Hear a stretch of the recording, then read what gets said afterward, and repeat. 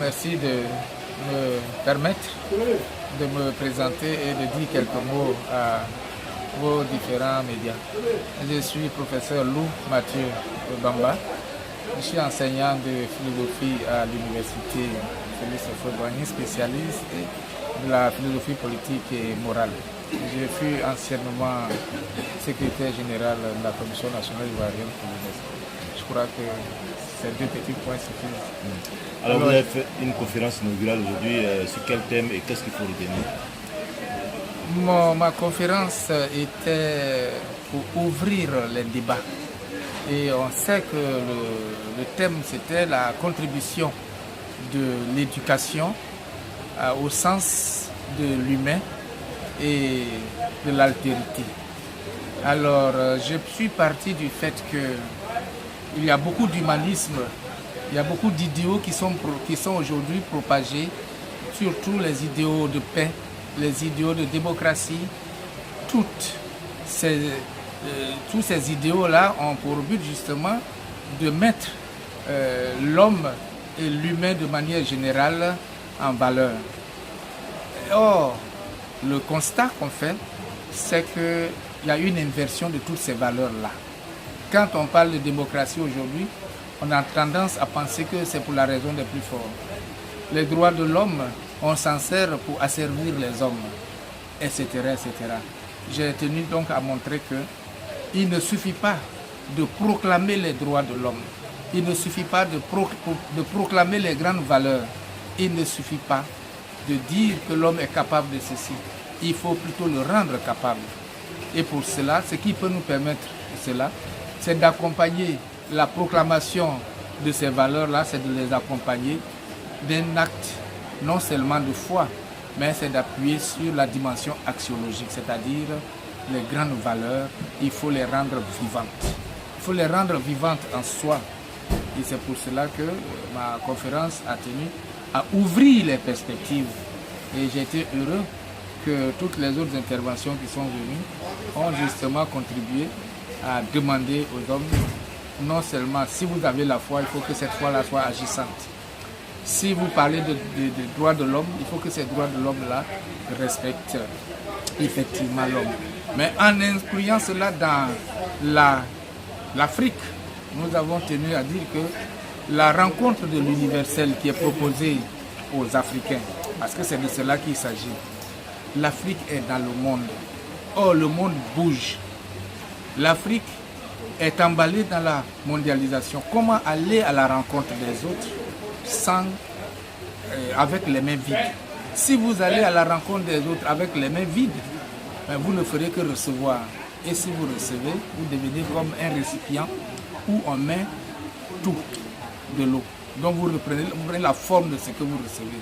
Or, il s'agit d'être aussi africain.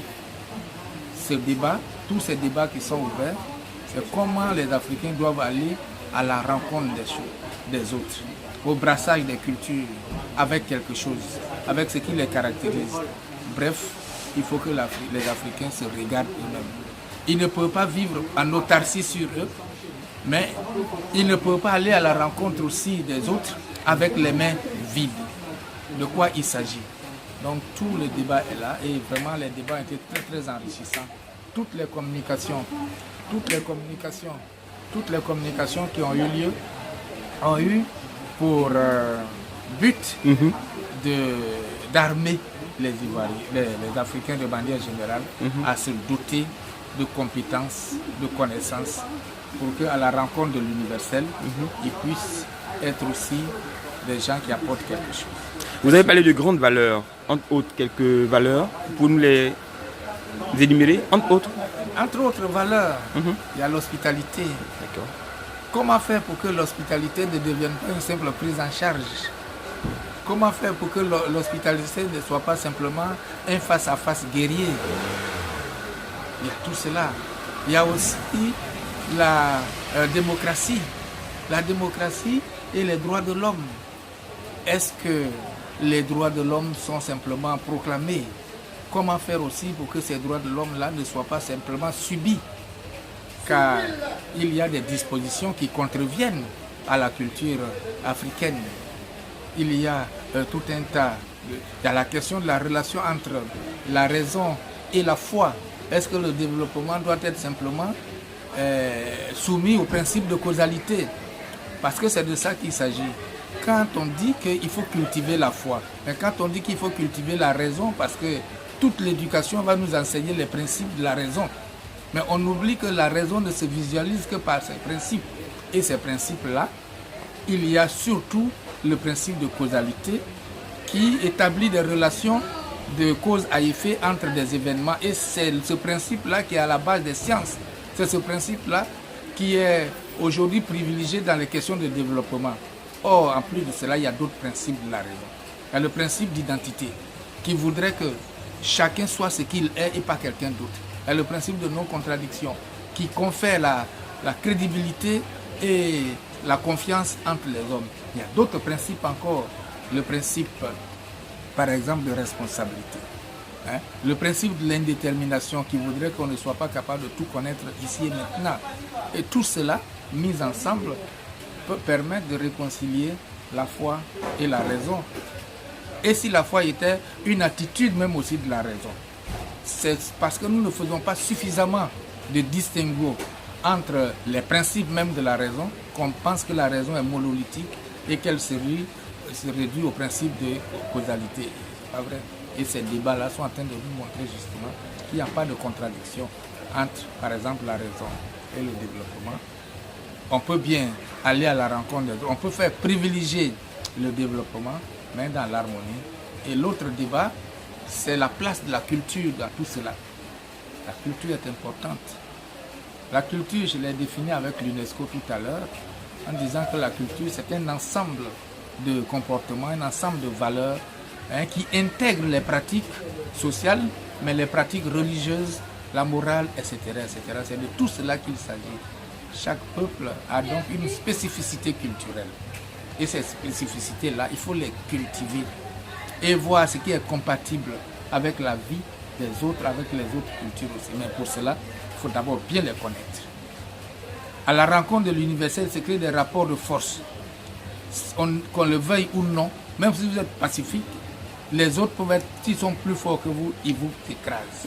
Il faut donc s'armer avec sa propre culture pour que les autres sachent que nous aussi, nous sommes là et nous pouvons aussi imposer nos cultures. Alors professeur, on parle de contribution de l'éducation. Est-ce que le modèle d'éducation qui est présenté aujourd'hui participe réellement au sens de l'humain et de l'altérité en Afrique? Oui et non. Oui, parce que, après tout, nous sommes là. C'est l'éducation qui a fait de nous ce que nous sommes, avec certainement les forces, mais beaucoup de faiblesses.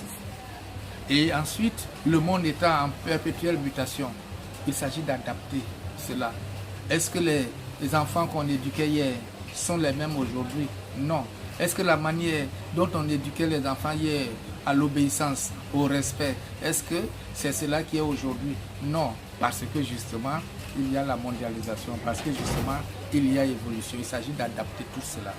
Donc non, parce que partout, ces grandes valeurs par lesquelles on a éduqué montrent que, bon, aujourd'hui, il y a insuffisance. Mais il ne s'agit pas de parler négativement. Il faut surtout se demander comment faire pour que les choses aillent toujours de l'avant.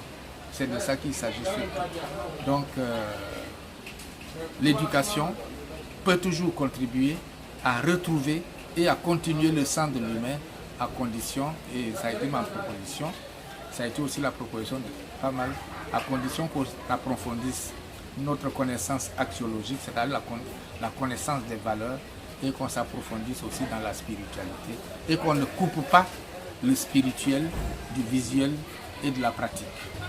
Voilà ce que j'ai voulu dire. Je suis vraiment heureux que ces rencontres-là aient lieu. Tout à l'heure, on va continuer les débats. J'espère que ça nous enrichira encore un peu plus. En tout cas, merci beaucoup à vous.